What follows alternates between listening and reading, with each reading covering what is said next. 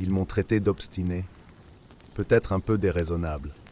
J'ai toujours été comme ça quand il s'agissait de montagnes, en particulier les Alpes françaises. Pour moi, c'était plus que des sommets enneigés ou des canyons profonds. Ils étaient des portails vers une solitude purificatrice. Mais dans cette ascension particulière, cette solitude m'a prouvé qu'il y avait des forces bien au-delà de ma compréhension. Des forces qui ne devraient jamais être contestées. Notre groupe était petit, seulement 4 personnes. Moi, Antoine, Clémence et Marc. Tous expérimentés, connaissant les techniques et les dangers encourus. Nous étions en route vers un refuge près du Mont Blanc lorsque la tempête s'est déclarée. Le blizzard nous a pris par surprise, bloquant notre vue avec un épais manteau blanc. Le vent mordant et les flocons de neige aveuglants nous ont forcés à arrêter de grimper. La communication avec les autres a commencé à échouer à mesure que le temps se détériorait et à un moment donné, la ligne qui nous reliait s'est relâchée. Antoine poussa un cri, mais les mots furent emportés par le vent. En quelques minutes, j'étais seul. J'ai dû continuer, il n'y avait pas d'alternative.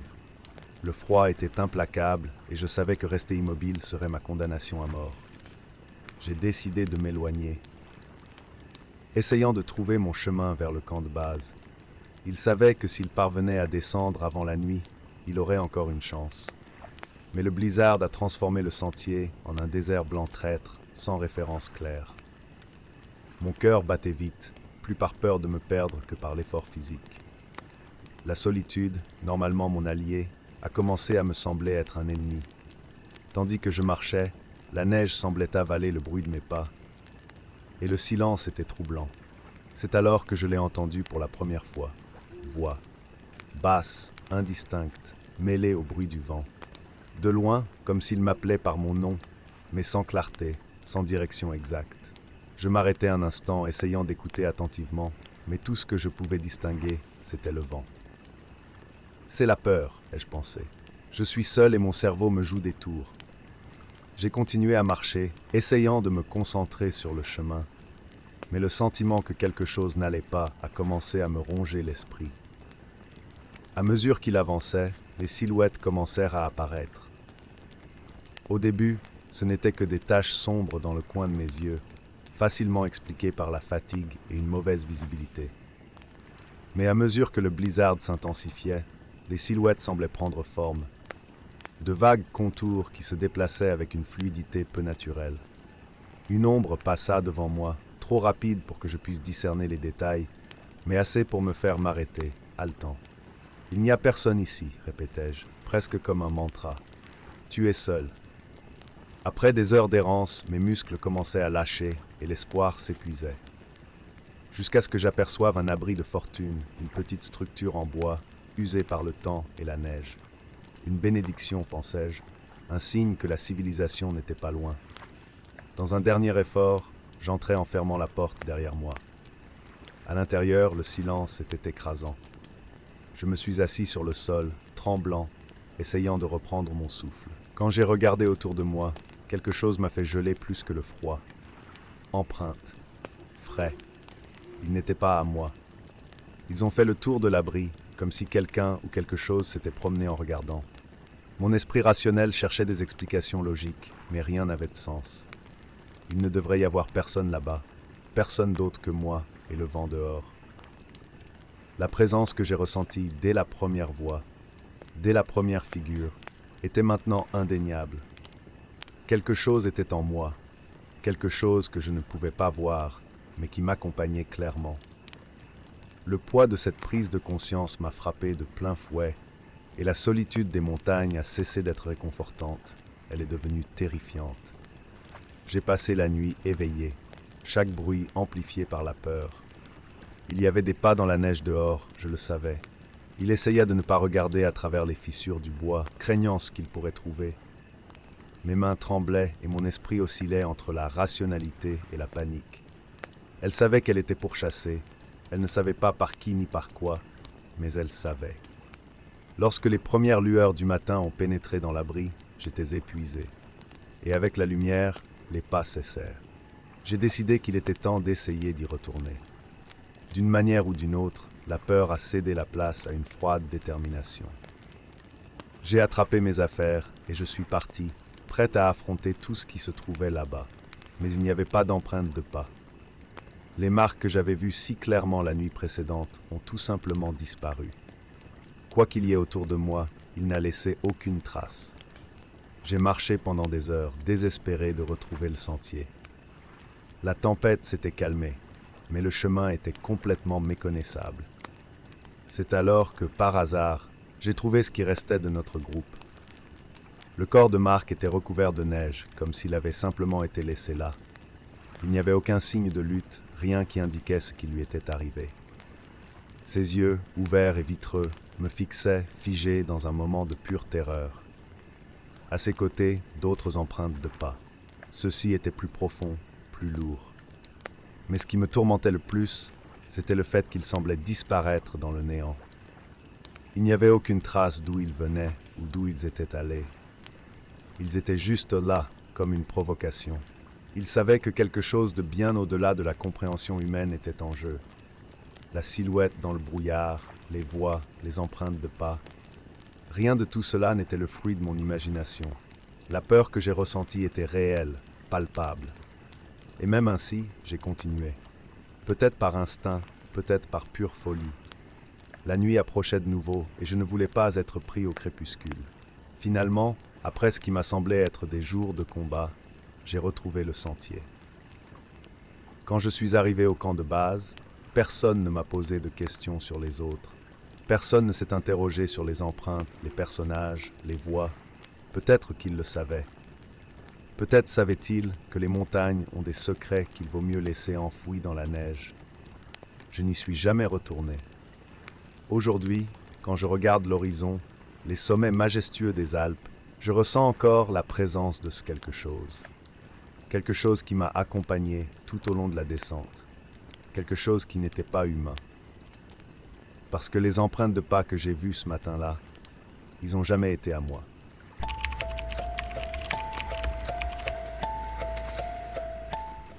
Le vent fendait le silence avec une fureur implacable, et je sentais chaque rafale froide percer mon pelage, atteignant la peau. Mais cela n'avait pas d'importance pour moi. L'Islande a toujours été l'une de mes destinations de rêve, notamment pour ses paysages désolés et la promesse de capturer les aurores boréales. L'isolement n'était pas un problème pour moi. En fait, c'était exactement ce que je cherchais. La photographie de paysage consistait à trouver la beauté dans la solitude, et dans cette partie reculée du monde, j'étais sûr que je trouverais quelque chose d'unique, quelque chose que personne d'autre n'avait photographié. Je m'appelle Thomas Beck et ma passion pour la photographie m'a emmené aux quatre coins du monde. De la chaleur torride des déserts aux forêts denses de l'Amazonie. Mais l'Islande avait quelque chose de différent. Quelque chose de plus grossier, de plus sauvage. La promesse des aurores boréales lors de l'une des nuits les plus sombres de l'hiver islandais était irrésistible. J'ai roulé aussi loin que la route me le permettait. Puis, avec tout mon équipement, j'ai marché pendant des heures, m'éloignant des villages et de la civilisation. J'ai installé mon campement dans une vallée entourée de plaines enneigées, avec seulement des montagnes lointaines qui brisent l'horizon. L'isolement était complet, le paysage vide et infini. Le sentiment d'être totalement seul m'a apporté une étrange paix. Le ciel commença à s'assombrir et le froid devint plus intense. Parfait. Plus l'environnement extrême, meilleures sont les chances de capturer une aurore boréale époustouflante. Lorsque j'ai ajusté mon trépied et vérifié l'appareil photo, la lumière du jour a complètement disparu. Le ciel est devenu un voile noir, parsemé d'étoiles qui brillaient d'une manière envoûtante. Je me suis enveloppé dans mon manteau et je me suis assis sur le sol glacé, attendant le spectacle naturel. L'attente était presque aussi excitante que le phénomène lui-même. Cependant, dans le calme, quelque chose a attiré mon attention. Un son. Un bruit lointain qui au début semblait être la glace elle-même se déposant sous le poids du temps. Mais à mesure que le vent diminuait, le son persistait. Rythmique. Des battements presque comme un tambour faible, venant de la direction où la glace semblait s'étendre à l'infini. Je me levais lentement, écoutant plus attentivement. C'était faible, mais constant. Ce doit être mon esprit qui me joue des tours, ai-je pensé. L'isolement peut faire cela à n'importe qui. J'ai ignoré le bruit et j'ai tourné mon attention vers le ciel, ajustant la mise au point de l'appareil photo. L'aube n'était pas encore levée, mais le temps était parfait. Les raids, cependant, se sont poursuivis, et il n'y avait pas que des beats. Il y avait quelque chose de plus. Un écho? Non, c'était quelque chose de moins défini, comme un murmure lointain, impossible à identifier. Comme si quelqu'un ou quelque chose essayait de chuchoter à travers les couches de glace et de neige. J'ai décidé d'enquêter. Non pas à cause du courage, mais parce que la curiosité est le plus grand carburant de tout photographe. J'ai attrapé une lampe de poche et je me suis enveloppé encore plus dans mon manteau. Je me dirigeais vers le bruit qui semblait provenir d'un point où le sol était légèrement en pente. Chaque pas sur la neige créait un son étouffé et solitaire, résonnant dans le vide qui m'entourait. Je ne savais pas exactement ce que je m'attendais à trouver, mais le sentiment d'être observé était indéniable. Après quelques minutes, je suis tombé sur une formation rocheuse à moitié recouverte de glace. Ce n'était pas naturel. On aurait dit que c'était l'entrée de quelque chose. Une grotte. Les battements étaient plus audibles maintenant, mais ce qui me serrait le cœur, c'était un mouvement subtil à l'intérieur de la grotte. Une ombre fugace qui disparaissait au moment où la lumière de ma lampe de poche atteignait l'obscurité à l'intérieur. Mon instinct me disait de rebrousser chemin, de laisser aller, mais ma logique, ou mon arrogance, insistait pour qu'il n'y ait que du vent et de la glace.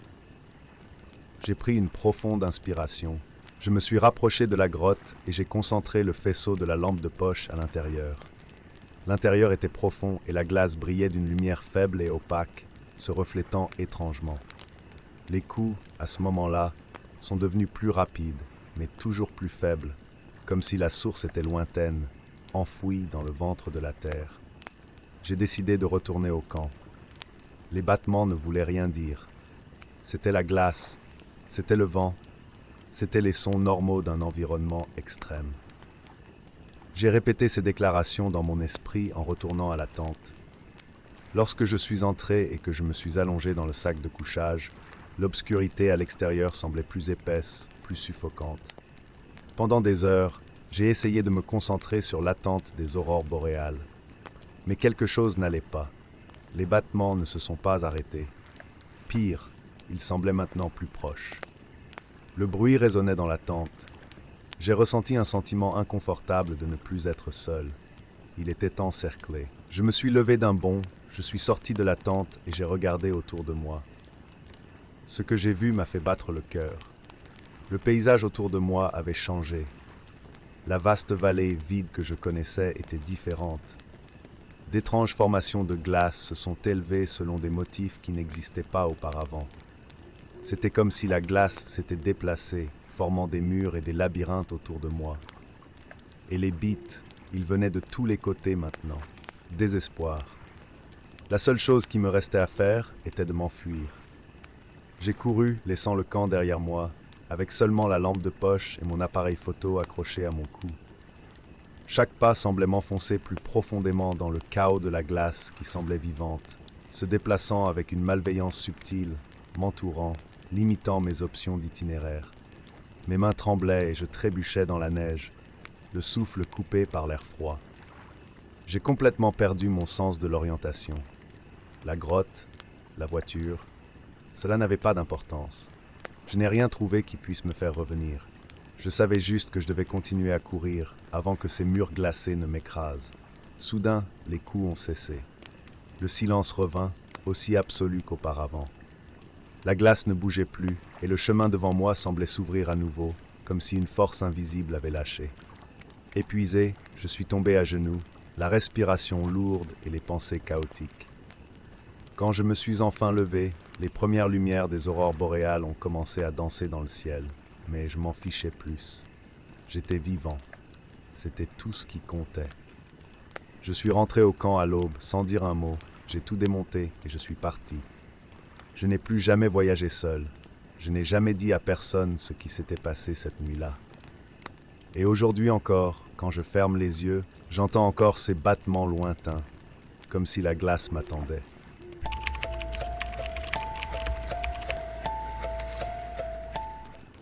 Nous étions en dernière année à l'université et ce voyage de camping semblait être la fin parfaite avant que tout le monde ne se sépare. La forêt noire, avec ses légendes et son immensité énigmatique, était le cadre idéal pour notre groupe, composé de moi-même, de Sébastien, de Lucas, de Marie et de Félix. 3 jours au cœur de la forêt, rien que nous et le monde sauvage, loin du bruit des villes, loin des responsabilités imminentes. J'étais sur le point de déménager à Francfort, et ce serait probablement la dernière fois que nous serions ensemble. La route menant au point d'entrée dans la forêt était lisse.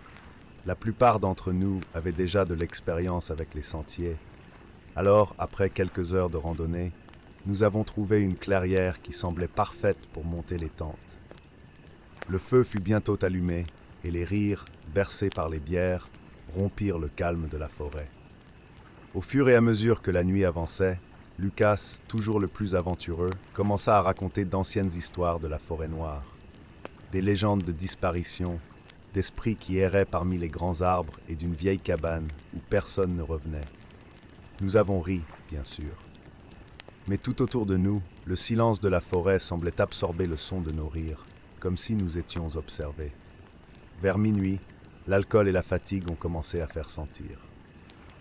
Marie et Félix s'étaient déjà retirés dans leur tente, mais Lucas et moi restâmes un peu plus longtemps à regarder les flammes diminuer lentement. Il était étrange ce soir-là, plus calme que d'habitude, et m'a demandé si je croyais tout ce qu'il avait dit. J'ai haussé les épaules, mais j'ai remarqué une ombre de sérieux dans ses yeux. Il a pris une gorgée de la dernière bouteille et s'est levé, disant qu'il allait faire une promenade pour défier l'obscurité.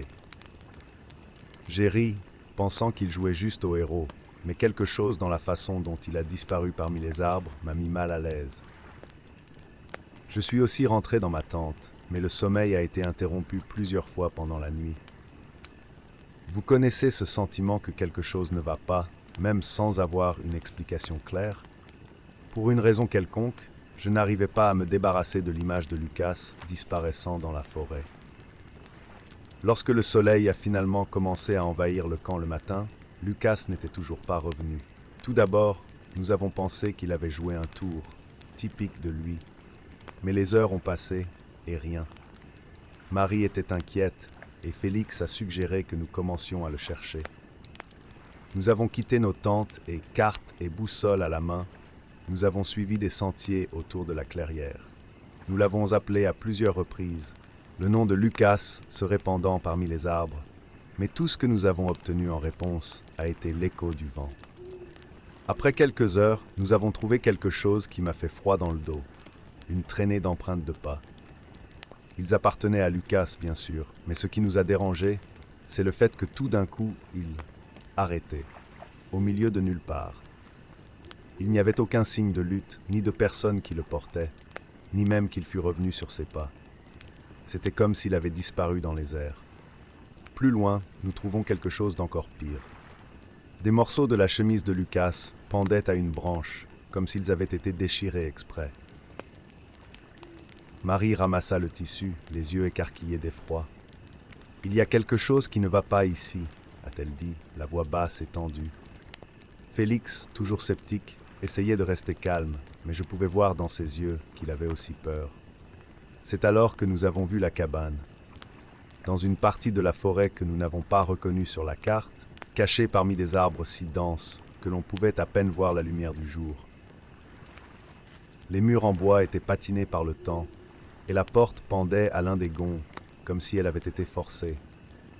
Félix a suggéré que nous vérifions à l'intérieur, mais quelque chose en moi m'a crié de ne pas entrer. Je ne me sentais pas bien. La forêt semblait en quelque sorte plus dense autour de la cabane, l'air plus lourd et aussi absurde que cela puisse paraître.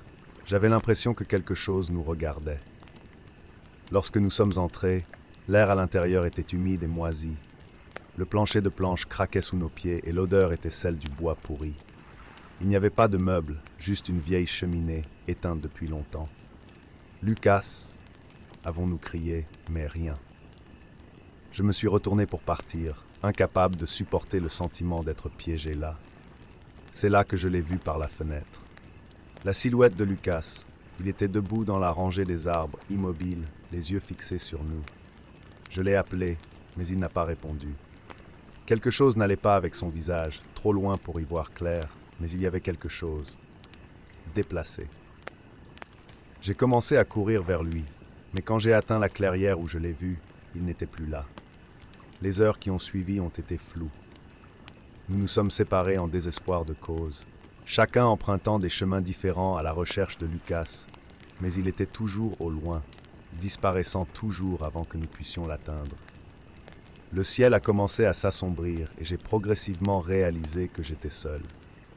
La forêt, autrefois animée par le bruit des oiseaux et du vent, semblait maintenant morte.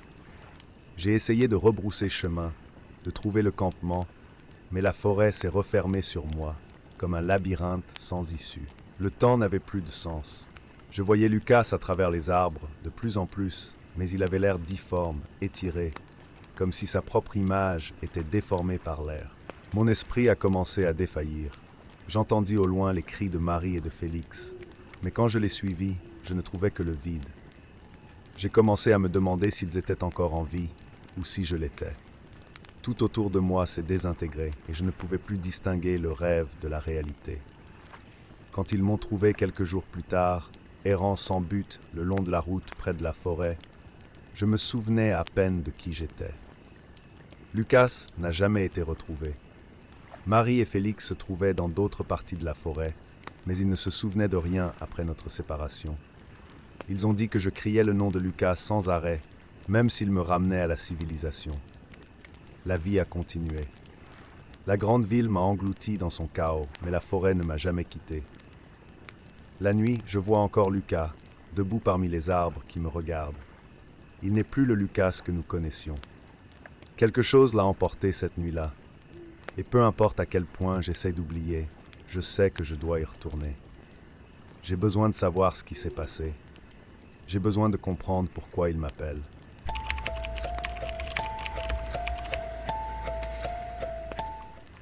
Le lac semblait invitant, un miroir tranquille au milieu de la vaste nature sauvage canadienne, loin de tout et de tout le monde. C'était exactement ce dont j'avais besoin, un isolement absolu, une occasion de laisser derrière moi le chaos de mon divorce. Pas de procès, pas d'avocat, pas de bruit constant de portes qui claquent. J'ai enfin pu renouer avec la seule constante de ma vie, la science. J'avais choisi le nord du Canada, non seulement pour la paix, mais aussi pour la promesse d'échantillons géologiques purs, épargnés par les activités humaines.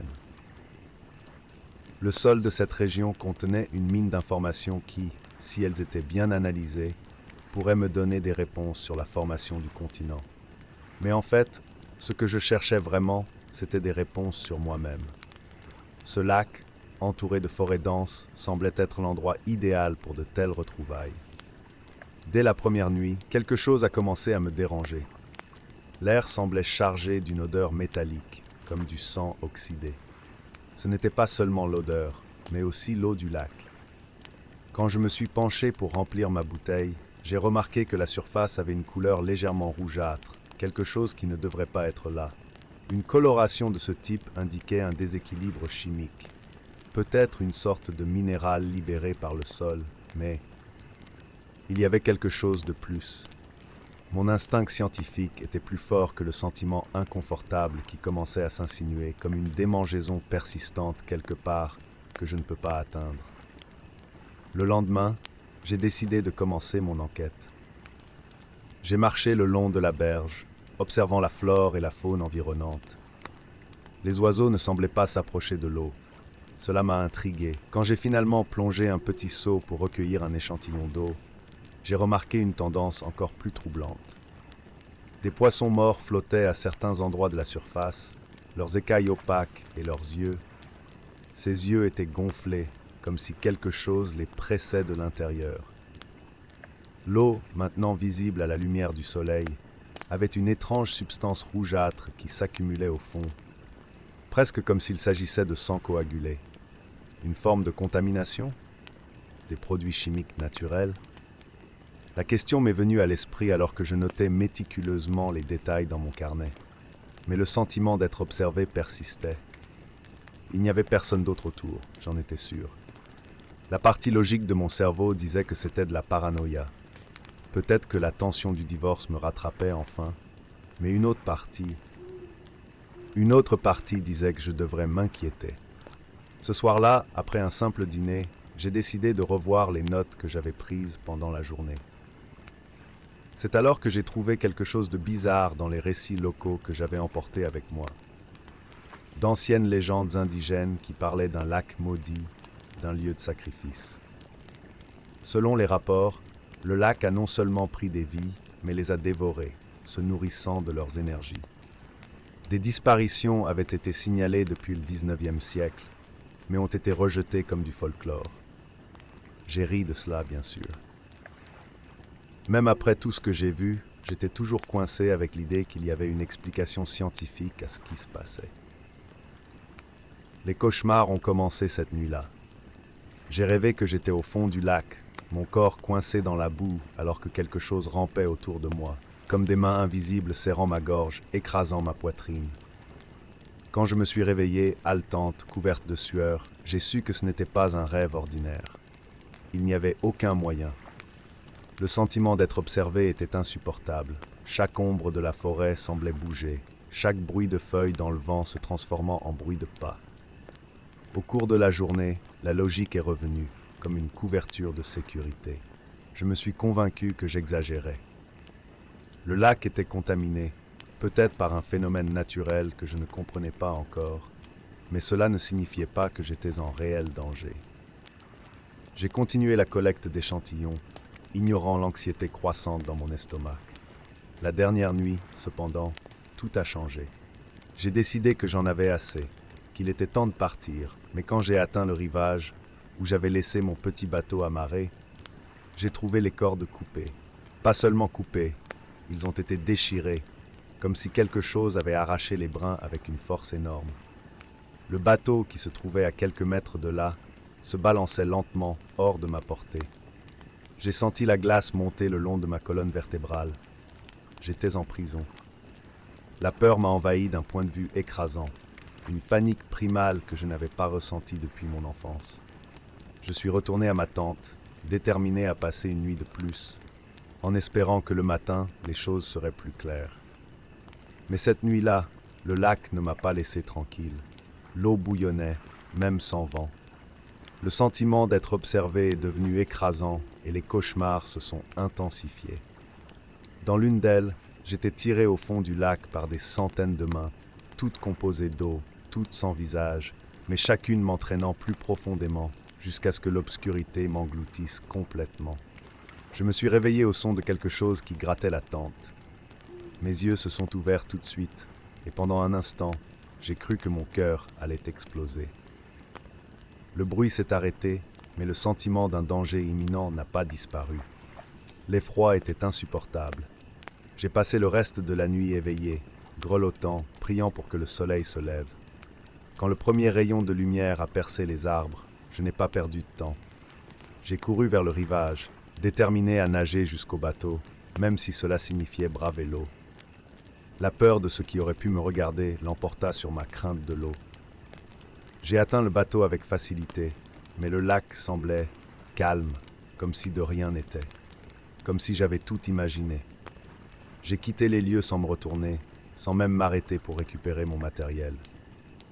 Quand j'ai finalement atteint la route principale, je me suis promis de ne plus jamais m'approcher d'un lac. Plus jamais. Depuis, j'ai arrêté la géologie.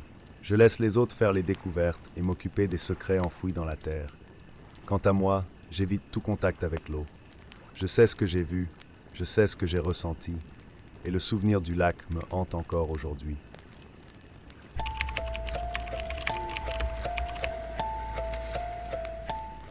Je n'ai jamais été le plus grand fan de camping. C'était pas vraiment mon genre de plaisir, mais quand mes amis m'ont convaincu de passer un week-end dans les Appalaches, j'ai accepté. J'avais besoin d'échapper à l'école de droit, de prendre l'air et de rire. Qui aurait pensé que ce serait le week-end qui me changerait à jamais? La route jusqu'au camping était longue et serpentait à travers d'épaisses collines d'arbres qui semblaient cacher des secrets à chaque coin de rue. La camionnette de Dylan était chargée de tentes, de sacs de couchage et de caisses de bière. À côté de moi, Sam et Alyssa se disputaient à propos de la liste de lecture de voyage, tandis que Dylan, au volant, jetait un rapide coup d'œil dans le rétroviseur, comme pour s'assurer que nous n'étions pas suivis. Je l'ai ignoré à l'époque. Peut-être était-ce simplement de la fatigue. À notre arrivée, la lumière de fin d'après-midi a peint le ciel avec des nuances d'orange et de violet. L'endroit était isolé, le genre d'endroit que seuls les locaux connaissaient. Nous avons installé notre campement près d'un ruisseau. C'était paisible, presque trop parfait pour être réel. À la tombée de la nuit, nous nous sommes rassemblés autour du feu de camp, les rires remplissant l'air et le crépitement du bois brûlé. C'est Dylan qui a eu l'idée. Il a toujours été le genre de personne qui repousse les limites, qui aime voir jusqu'où il peut aller avant que quelque chose ne tourne mal. Il a trouvé le livre juste après le coucher du soleil, en explorant une petite cabane abandonnée près de notre camping. Il s'agissait d'un petit volume usé, avec une couverture en cuir craquelé et des pages jaunies. À l'époque, je pensais que c'est juste un morceau d'une vieille bibliothèque, quelque chose qui n'avait pas de valeur réelle. « Regardez ce que j'ai trouvé », a-t-il dit avec un sourire sournois. « Et si on jouait à un jeu, allons-nous essayer d'évoquer quelque chose ?» Tout le monde a ri, moi y compris. Nous ne le prenons pas au sérieux. J'étais là pour me détendre, pas pour m'inquiéter de superstitions stupides. Mais ensuite, il a commencé à lire à haute voix, prononçant des mots que je n'avais jamais entendus auparavant. Au début, cela ressemblait à de l'idiotie, des mots vides de sens, jusqu'à ce que le vent tourne. La chaleur confortable du feu de camp semblait s'estomper, remplacée par une sensation de froid et d'humidité qui rampait sur ma peau. Le silence autour d'elle était assourdissant, le genre de silence qui ne devrait pas exister dans une forêt la nuit. J'ai regardé les autres, et leurs visages reflétaient ce que je ressentais. Quelque chose n'allait pas. « D'accord, très drôle, Dylan, a dit Alyssa en essayant de rire. Vous pouvez arrêter ces absurdités maintenant. » Mais il ne s'est pas arrêté. Le sourire sur son visage disparut, comme s'il était obligé de continuer. La flamme du feu tremblait, et une ombre passait à travers les arbres. Au début, j'ai pensé que c'était mon imagination. J'étais fatigué, peut-être trop ivre, mais bientôt les autres ont commencé à le remarquer aussi. Petits bruits, murmures, des ombres qui se déplaçaient trop vite pour être suivies. « Dylan, arrête !» criai-je, essayant de cacher la panique dans ma voix. Il a finalement fermé le livre, mais le mal était déjà fait. Il n'a pas fallu longtemps pour que les choses commencent à devenir incontrôlables. Le feu de camp, autrefois réconfortant, semblait maintenant fragile, incapable de repousser ce qu'il y avait à l'extérieur. Sam se leva brusquement, fixant l'obscurité environnante, comme s'il attendait que quelque chose surgisse d'entre les arbres. « Tu entends ça ?» Je ne voulais pas l'admettre, mais oui, j'écoutais aussi. Un murmure sourd et continu, presque comme si la forêt chuchotait nos noms. Il était impossible de discerner d'où il venait, comme si le son était partout, nous entourant. Mais ensuite est venu le cri. Alyssa, qui était assise à côté de moi, est tombée au sol, s'agrippant à la cheville. Du sang tachait l'herbe sèche, une morsure profonde avec des marques qui semblaient trop grandes pour n'importe quel animal de cette région. « Nous devons sortir d'ici », ai-je dit, essayant de rester calme. Mais mon cœur battait si vite que j'avais l'impression qu'il allait exploser. Dylan, d'un autre côté, semblait être dans une sorte de transe. Il regarda à peine Alyssa, les yeux fixés sur l'obscurité au-delà du camp. C'est alors qu'elle est apparue. Ce n'était pas une créature au sens traditionnel du terme, quelque chose de physique. C'était une ombre, une absence de lumière, avec une forme vaguement humaine, mais déformée. Ses yeux étaient noirs, des puits vides, et quand elle parlait, sa voix résonnait dans mon esprit plus que dans mes oreilles. « Tu m'as appelé » murmura-t-il. « Maintenant, je viens le chercher. » Dylan a finalement rompu sa transe et a essayé de s'enfuir. Mais l'entité, quelle qu'elle fût, semblait jouer avec lui, sa voix résonnant à la fois de près et de loin. « Vous ne pouvez pas vous enfuir, je serai toujours là, toujours. » J'ai essayé de rationaliser. Ce n'était pas réel, rien de tout cela n'était réel. Mais quand j'ai vu Alyssa frissonner sur le sol, du sang coulant le long de sa cheville et des ombres continuant à danser autour de nous, j'ai réalisé que même si je le voulais, il n'y avait aucune logique ici. Tout ce que Dylan invoquait n'appartenait pas à ce monde. Sam a essayé d'aider Alyssa à se relever, mais chaque mouvement que nous faisions semblait attirer l'attention de la chose qui nous regardait. « Laisse-la », continua la voix. Un sacrifice pour son imprudence. À chaque seconde qui passait, la panique augmentait. Je n'étais pas du genre à croire aux fantômes ou aux esprits, jusqu'à cette nuit-là. Jusqu'au moment où l'ombre m'a regardé droit dans les yeux et m'a chuchoté mon nom, promettant la douleur, promettant que même si je parvenais à m'échapper, elle me suivrait. Pour toujours. Dylan a été le premier à courir et nous l'avons suivi. Je n'ai pas regardé en arrière. Je ne pouvais pas. J'ai senti la présence de l'entité derrière nous, comme si elle nous pressait, nous poussait en avant, mais en même temps s'amusait avec notre peur. Nous sommes arrivés au camion et, les mains tremblantes, Dylan a démarré le moteur. Nous sommes sortis de là à toute vitesse, la route semblant interminable alors que la peur flottait dans l'air, épaisse comme un brouillard. Nous ne parlons pas de ce qui s'est passé ensuite, ni au retour, ni les jours suivants. Alyssa avait besoin de points de suture à la cheville, mais personne ne l'a cru quand elle a raconté ce qui l'avait vraiment blessée. J'aimerais pouvoir oublier, faire comme si c'était un rêve, le délire d'une nuit de camping infructueuse. Mais, au fond de moi, je connais la vérité. Cette chose est toujours là.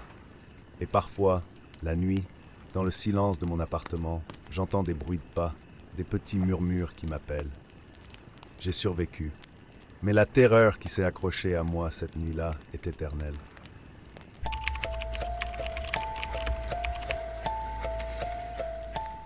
Ils m'ont traité d'obstiné, peut-être un peu déraisonnable.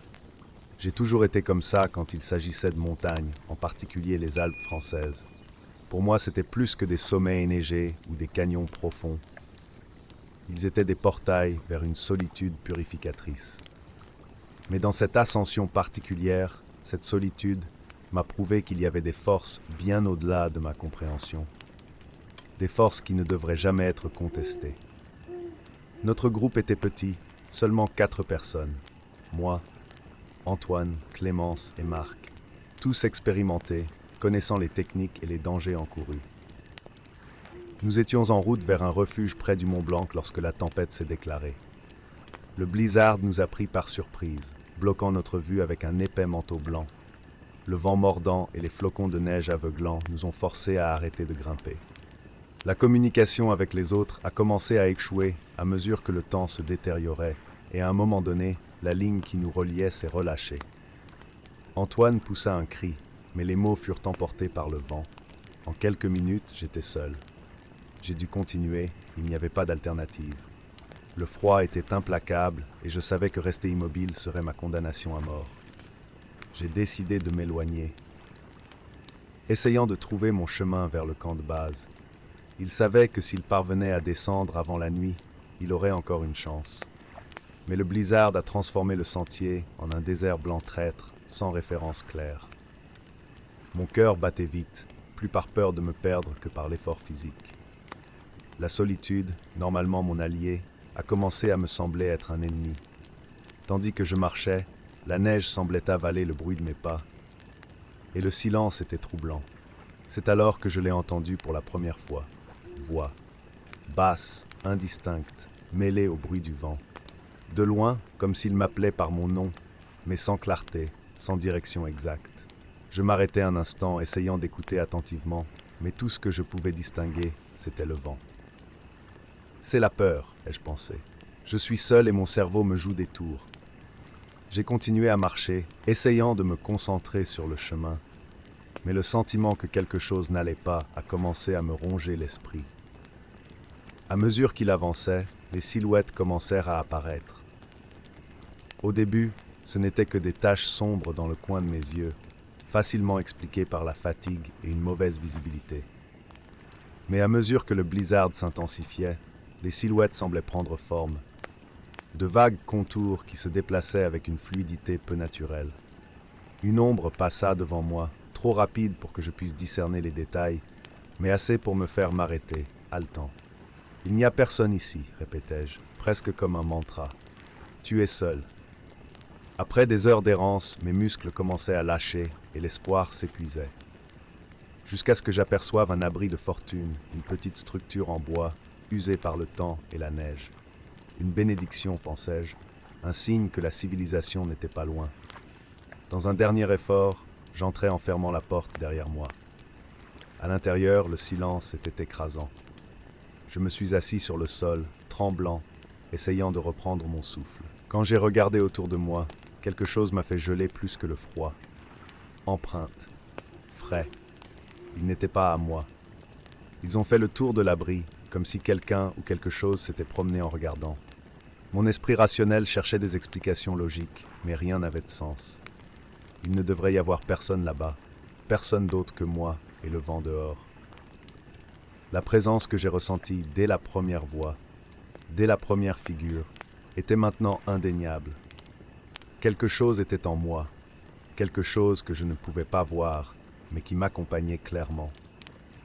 Le poids de cette prise de conscience m'a frappé de plein fouet, et la solitude des montagnes a cessé d'être réconfortante, elle est devenue terrifiante. J'ai passé la nuit éveillé, chaque bruit amplifié par la peur. Il y avait des pas dans la neige dehors, je le savais. Il essaya de ne pas regarder à travers les fissures du bois, craignant ce qu'il pourrait trouver. Mes mains tremblaient et mon esprit oscillait entre la rationalité et la panique. Elle savait qu'elle était pourchassée. Elle ne savait pas par qui ni par quoi, mais elle savait. Lorsque les premières lueurs du matin ont pénétré dans l'abri, j'étais épuisé. Et avec la lumière, les pas cessèrent.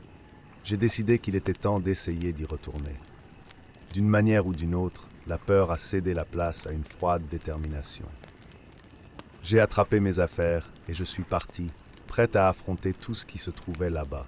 Mais il n'y avait pas d'empreinte de pas. Les marques que j'avais vues si clairement la nuit précédente ont tout simplement disparu. Quoi qu'il y ait autour de moi, il n'a laissé aucune trace. J'ai marché pendant des heures, désespéré de retrouver le sentier. La tempête s'était calmée, mais le chemin était complètement méconnaissable. C'est alors que, par hasard, j'ai trouvé ce qui restait de notre groupe. Le corps de Marc était recouvert de neige, comme s'il avait simplement été laissé là.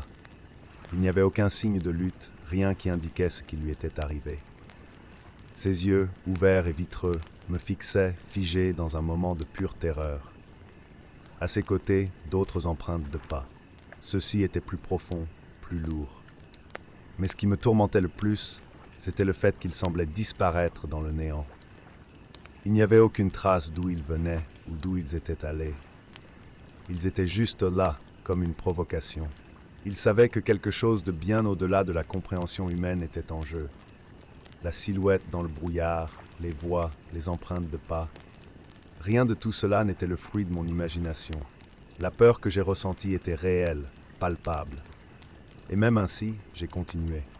Peut-être par instinct, peut-être par pure folie. La nuit approchait de nouveau et je ne voulais pas être pris au crépuscule. Finalement, après ce qui m'a semblé être des jours de combat, j'ai retrouvé le sentier. Quand je suis arrivé au camp de base, personne ne m'a posé de questions sur les autres. Personne ne s'est interrogé sur les empreintes, les personnages, les voix. Peut-être qu'ils le savaient. Peut-être savaient-ils que les montagnes ont des secrets qu'il vaut mieux laisser enfouis dans la neige. Je n'y suis jamais retourné. Aujourd'hui, quand je regarde l'horizon, les sommets majestueux des Alpes, je ressens encore la présence de ce quelque chose. Quelque chose qui m'a accompagné tout au long de la descente. Quelque chose qui n'était pas humain.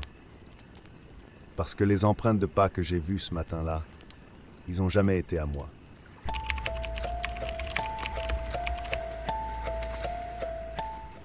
Le vent fendait le silence avec une fureur implacable, et je sentais chaque rafale froide percer mon pelage, atteignant la peau. Mais cela n'avait pas d'importance pour moi.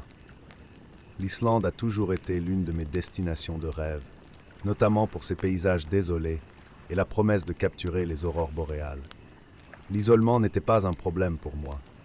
En fait, c'était exactement ce que je cherchais. La photographie de paysage consistait à trouver la beauté dans la solitude, et dans cette partie reculée du monde, j'étais sûr que je trouverais quelque chose d'unique, quelque chose que personne d'autre n'avait photographié.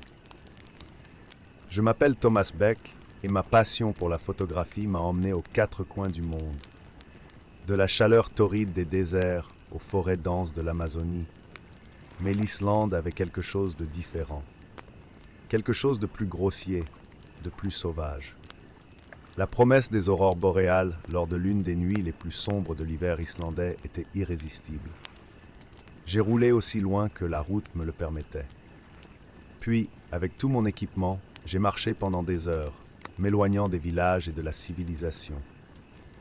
J'ai installé mon campement dans une vallée entourée de plaines enneigées, avec seulement des montagnes lointaines qui brisent l'horizon.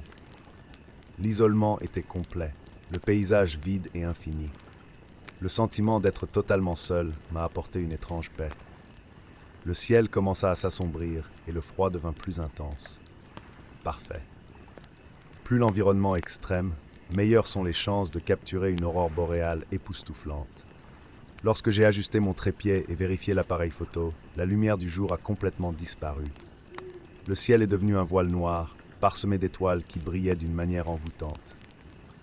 Je me suis enveloppé dans mon manteau et je me suis assis sur le sol glacé, attendant le spectacle naturel. L'attente était presque aussi excitante que le phénomène lui-même. Cependant, dans le calme, quelque chose a attiré mon attention. Un son. Un bruit lointain qui au début semblait être la glace elle-même se déposant sous le poids du temps, mais à mesure que le vent diminuait, le son persistait. Rythmique. Des battements presque comme un tambour faible, venant de la direction où la glace semblait s'étendre à l'infini. Je me levais lentement, écoutant plus attentivement. C'était faible, mais constant. Ce doit être mon esprit qui me joue des tours, ai-je pensé. L'isolement peut faire cela à n'importe qui. J'ai ignoré le bruit et j'ai tourné mon attention vers le ciel, ajustant la mise au point de l'appareil photo. L'aube n'était pas encore levée, mais le temps était parfait. Les raids, cependant, se sont poursuivis, et il n'y avait pas que des beats. Il y avait quelque chose de plus. Un écho?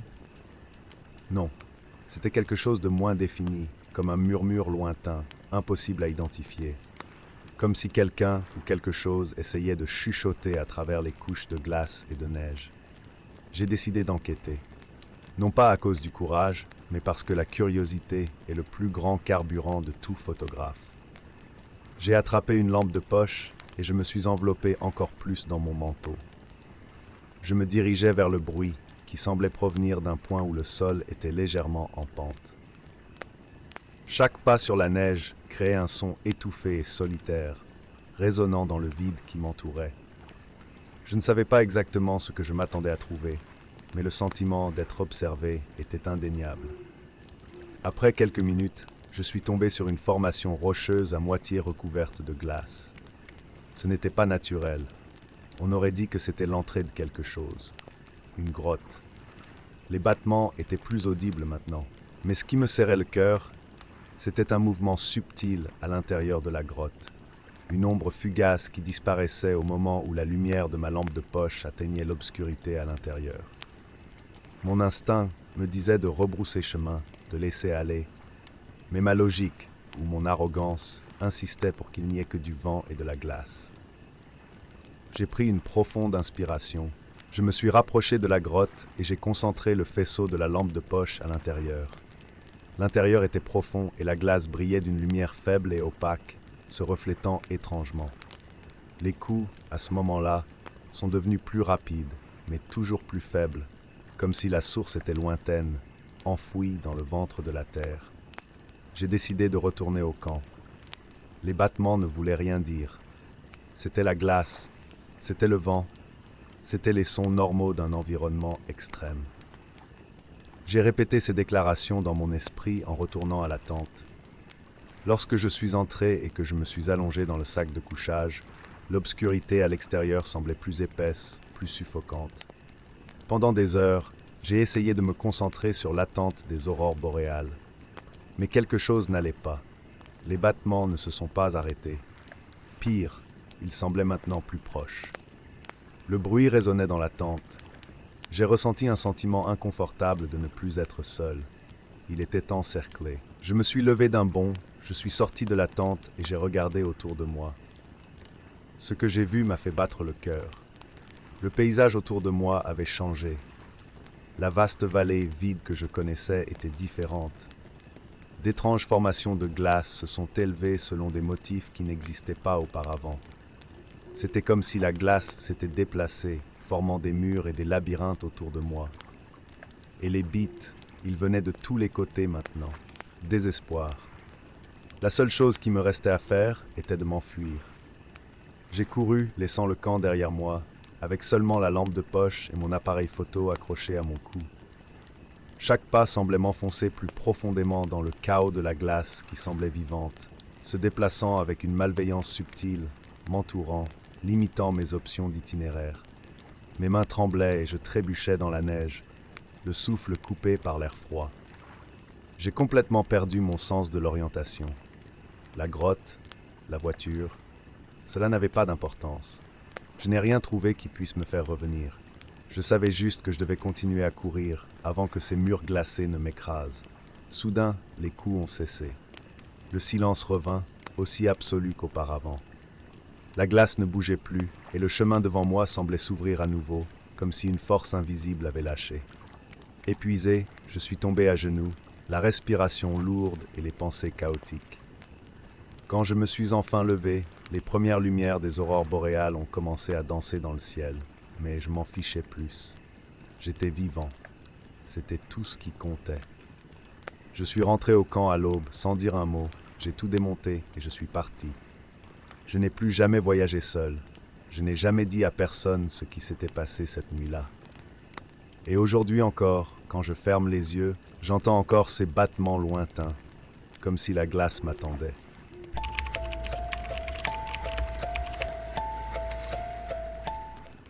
Nous étions en dernière année à l'université et ce voyage de camping semblait être la fin parfaite avant que tout le monde ne se sépare.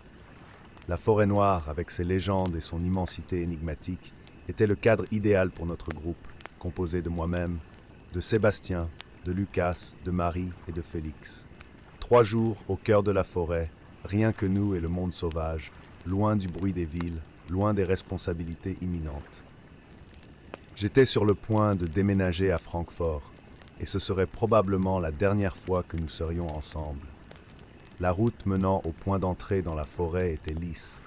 La plupart d'entre nous avaient déjà de l'expérience avec les sentiers. Alors, après quelques heures de randonnée, nous avons trouvé une clairière qui semblait parfaite pour monter les tentes. Le feu fut bientôt allumé, et les rires, versés par les bières, rompirent le calme de la forêt. Au fur et à mesure que la nuit avançait, Lucas, toujours le plus aventureux, commença à raconter d'anciennes histoires de la forêt noire. Des légendes de disparition, d'esprits qui erraient parmi les grands arbres et d'une vieille cabane où personne ne revenait. Nous avons ri, bien sûr. Mais tout autour de nous, le silence de la forêt semblait absorber le son de nos rires, comme si nous étions observés. Vers minuit, l'alcool et la fatigue ont commencé à faire sentir. Marie et Félix s'étaient déjà retirés dans leur tente, mais Lucas et moi restâmes un peu plus longtemps à regarder les flammes diminuer lentement. Il était étrange ce soir-là, plus calme que d'habitude, et m'a demandé si je croyais tout ce qu'il avait dit.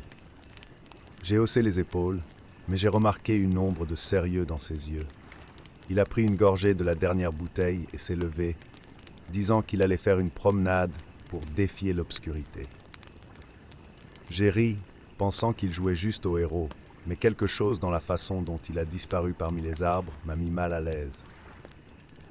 Je suis aussi rentré dans ma tente, mais le sommeil a été interrompu plusieurs fois pendant la nuit. Vous connaissez ce sentiment que quelque chose ne va pas, même sans avoir une explication claire? Pour une raison quelconque, je n'arrivais pas à me débarrasser de l'image de Lucas disparaissant dans la forêt. Lorsque le soleil a finalement commencé à envahir le camp le matin, Lucas n'était toujours pas revenu. Tout d'abord, nous avons pensé qu'il avait joué un tour, typique de lui. Mais les heures ont passé, et rien. Marie était inquiète, et Félix a suggéré que nous commencions à le chercher. Nous avons quitté nos tentes et, cartes et boussole à la main, nous avons suivi des sentiers autour de la clairière. Nous l'avons appelé à plusieurs reprises, le nom de Lucas se répandant parmi les arbres, mais tout ce que nous avons obtenu en réponse a été l'écho du vent.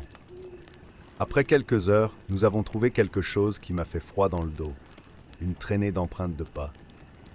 Ils appartenaient à Lucas, bien sûr, mais ce qui nous a dérangés, c'est le fait que tout d'un coup, il arrêtait, au milieu de nulle part.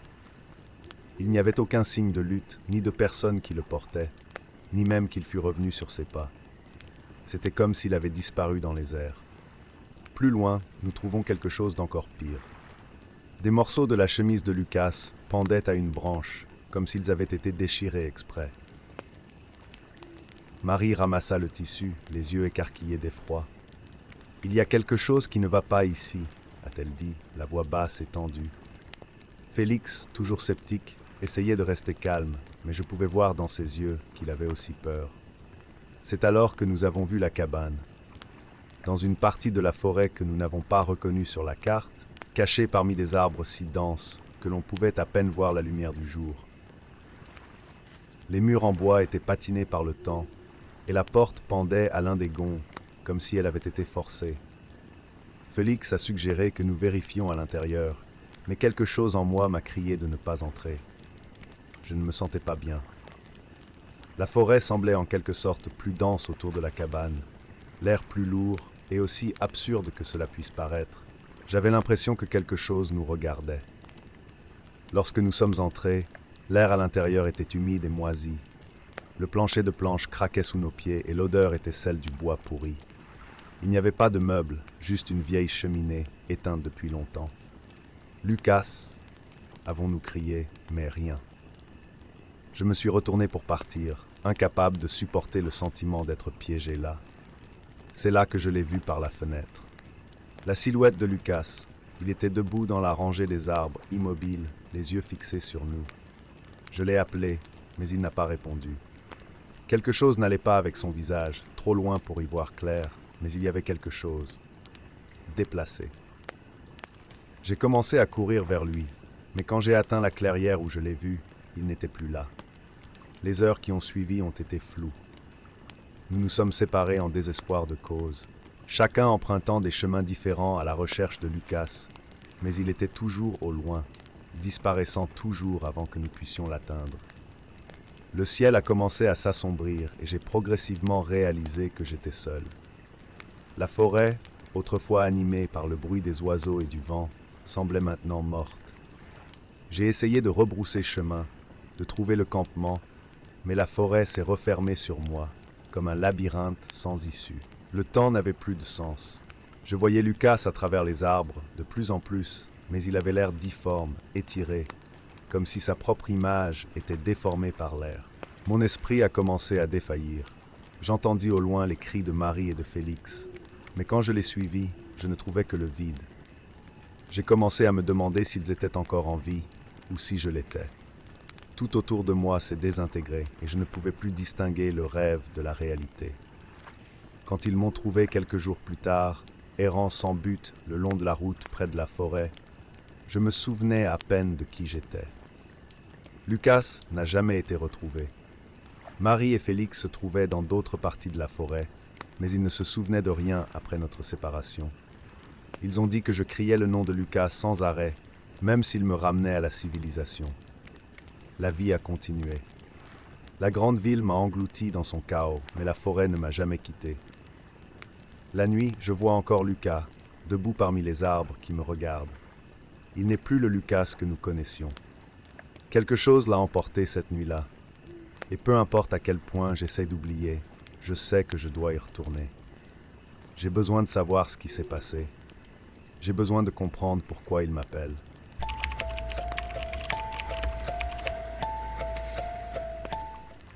Le lac semblait invitant, un miroir tranquille au milieu de la vaste nature sauvage canadienne, loin de tout et de tout le monde. C'était exactement ce dont j'avais besoin. Un isolement absolu, une occasion de laisser derrière moi le chaos de mon divorce. Pas de procès, pas d'avocat, pas de bruit constant de portes qui claquent. J'ai enfin pu renouer avec la seule constante de ma vie, la science. J'avais choisi le nord du Canada, non seulement pour la paix, mais aussi pour la promesse d'échantillons géologiques purs, épargnés par les activités humaines. Le sol de cette région contenait une mine d'informations qui, si elles étaient bien analysées, pourraient me donner des réponses sur la formation du continent. Mais en fait, ce que je cherchais vraiment, c'étaient des réponses sur moi-même. Ce lac, entouré de forêts denses, semblait être l'endroit idéal pour de telles retrouvailles. Dès la première nuit, quelque chose a commencé à me déranger. L'air semblait chargé d'une odeur métallique, comme du sang oxydé. Ce n'était pas seulement l'odeur, mais aussi l'eau du lac. Quand je me suis penché pour remplir ma bouteille, j'ai remarqué que la surface avait une couleur légèrement rougeâtre, quelque chose qui ne devrait pas être là. Une coloration de ce type indiquait un déséquilibre chimique. Peut-être une sorte de minéral libéré par le sol, mais il y avait quelque chose de plus. Mon instinct scientifique était plus fort que le sentiment inconfortable qui commençait à s'insinuer comme une démangeaison persistante quelque part que je ne peux pas atteindre. Le lendemain, j'ai décidé de commencer mon enquête. J'ai marché le long de la berge, observant la flore et la faune environnantes. Les oiseaux ne semblaient pas s'approcher de l'eau. Cela m'a intrigué. Quand j'ai finalement plongé un petit seau pour recueillir un échantillon d'eau, j'ai remarqué une tendance encore plus troublante. Des poissons morts flottaient à certains endroits de la surface, leurs écailles opaques et leurs yeux. Ces yeux étaient gonflés, comme si quelque chose les pressait de l'intérieur. L'eau, maintenant visible à la lumière du soleil, avait une étrange substance rougeâtre qui s'accumulait au fond, presque comme s'il s'agissait de sang coagulé. Une forme de contamination? Des produits chimiques naturels? La question m'est venue à l'esprit alors que je notais méticuleusement les détails dans mon carnet. Mais le sentiment d'être observé persistait. Il n'y avait personne d'autre autour, j'en étais sûr. La partie logique de mon cerveau disait que c'était de la paranoïa. Peut-être que la tension du divorce me rattrapait enfin, mais une autre partie disait que je devrais m'inquiéter. Ce soir-là, après un simple dîner, j'ai décidé de revoir les notes que j'avais prises pendant la journée. C'est alors que j'ai trouvé quelque chose de bizarre dans les récits locaux que j'avais emportés avec moi. D'anciennes légendes indigènes qui parlaient d'un lac maudit, d'un lieu de sacrifice. Selon les rapports, le lac a non seulement pris des vies, mais les a dévorées, se nourrissant de leurs énergies. Des disparitions avaient été signalées depuis le XIXe siècle, mais ont été rejetées comme du folklore. J'ai ri de cela, bien sûr. Même après tout ce que j'ai vu, j'étais toujours coincé avec l'idée qu'il y avait une explication scientifique à ce qui se passait. Les cauchemars ont commencé cette nuit-là. J'ai rêvé que j'étais au fond du lac, mon corps coincé dans la boue alors que quelque chose rampait autour de moi, comme des mains invisibles serrant ma gorge, écrasant ma poitrine. Quand je me suis réveillé, haletante, couverte de sueur, j'ai su que ce n'était pas un rêve ordinaire. Il n'y avait aucun moyen. Le sentiment d'être observé était insupportable. Chaque ombre de la forêt semblait bouger, chaque bruit de feuilles dans le vent se transformant en bruit de pas. Au cours de la journée, la logique est revenue, comme une couverture de sécurité. Je me suis convaincu que j'exagérais. Le lac était contaminé, peut-être par un phénomène naturel que je ne comprenais pas encore, mais cela ne signifiait pas que j'étais en réel danger. J'ai continué la collecte d'échantillons, ignorant l'anxiété croissante dans mon estomac. La dernière nuit, cependant, tout a changé. J'ai décidé que j'en avais assez, qu'il était temps de partir, mais quand j'ai atteint le rivage, où j'avais laissé mon petit bateau amarré, j'ai trouvé les cordes coupées. Pas seulement coupées, ils ont été déchirés, comme si quelque chose avait arraché les brins avec une force énorme. Le bateau, qui se trouvait à quelques mètres de là, se balançait lentement hors de ma portée. J'ai senti la glace monter le long de ma colonne vertébrale. J'étais en prison. La peur m'a envahi d'un point de vue écrasant, une panique primale que je n'avais pas ressentie depuis mon enfance. Je suis retourné à ma tente, déterminé à passer une nuit de plus, en espérant que le matin, les choses seraient plus claires. Mais cette nuit-là, le lac ne m'a pas laissé tranquille. L'eau bouillonnait, même sans vent. Le sentiment d'être observé est devenu écrasant et les cauchemars se sont intensifiés. Dans l'une d'elles, j'étais tiré au fond du lac par des centaines de mains, toutes composées d'eau, toutes sans visage, mais chacune m'entraînant plus profondément, jusqu'à ce que l'obscurité m'engloutisse complètement. Je me suis réveillé au son de quelque chose qui grattait la tente. Mes yeux se sont ouverts tout de suite, et pendant un instant, j'ai cru que mon cœur allait exploser. Le bruit s'est arrêté, mais le sentiment d'un danger imminent n'a pas disparu. L'effroi était insupportable. J'ai passé le reste de la nuit éveillé, grelottant, priant pour que le soleil se lève. Quand le premier rayon de lumière a percé les arbres, je n'ai pas perdu de temps. J'ai couru vers le rivage, déterminé à nager jusqu'au bateau, même si cela signifiait braver l'eau. La peur de ce qui aurait pu me regarder l'emporta sur ma crainte de l'eau. J'ai atteint le bateau avec facilité, mais le lac semblait calme, comme si de rien n'était, comme si j'avais tout imaginé. J'ai quitté les lieux sans me retourner, sans même m'arrêter pour récupérer mon matériel. Quand j'ai finalement atteint la route principale, je me suis promis de ne plus jamais m'approcher d'un lac. Plus jamais. Depuis, j'ai arrêté la géologie. Je laisse les autres faire les découvertes et m'occuper des secrets enfouis dans la terre. Quant à moi, j'évite tout contact avec l'eau. Je sais ce que j'ai vu, je sais ce que j'ai ressenti, et le souvenir du lac me hante encore aujourd'hui.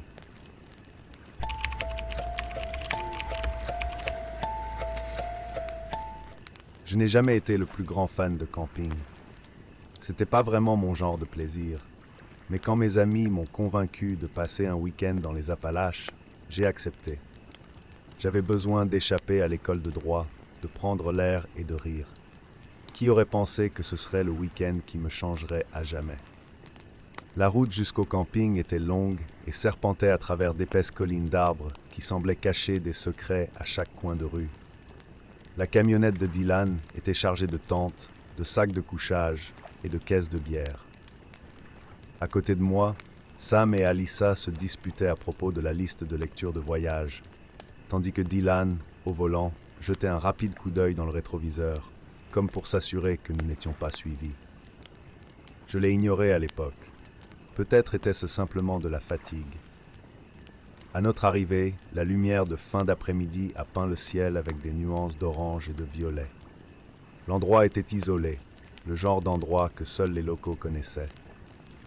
Nous avons installé notre campement près d'un ruisseau.